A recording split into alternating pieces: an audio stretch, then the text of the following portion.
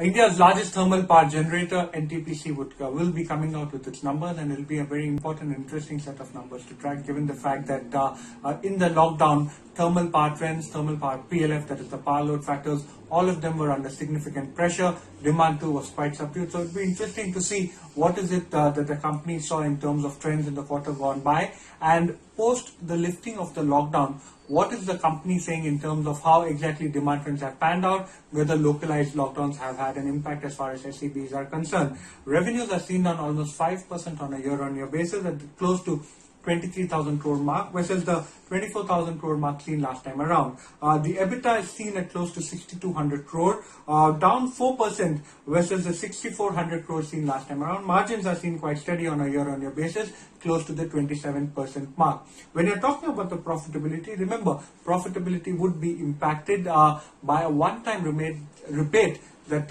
NTPC gave to SEBs, that is the state electricity boards, and this could be something that could impact profitability and the bottom line to the extent of close to 20%. So a 20% decline is what you're looking at. 2,100 crore is where you're seeing the profitability this time around.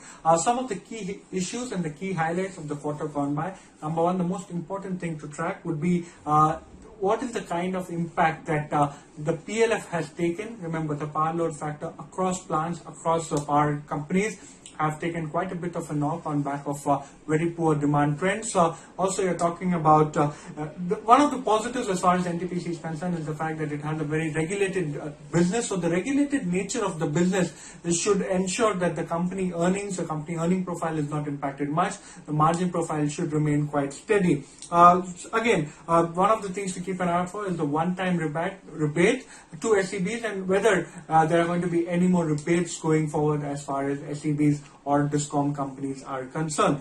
Some of the key factors to watch out for: impact of the acquisitions as far as the standalone debt is concerned. Also, update on commercialization of new assets is something that you're looking at on a year-on-year basis, and what is it that you're looking for. Another thing to watch out for as far as NTPC is concerned. Now remember, the company in this particular quarter acquired NEEPCO as well as THDCIL. Remember, both of them were acquisitions made from the government. This was part of the government's divestment program, and NTPC went ahead and acquired them.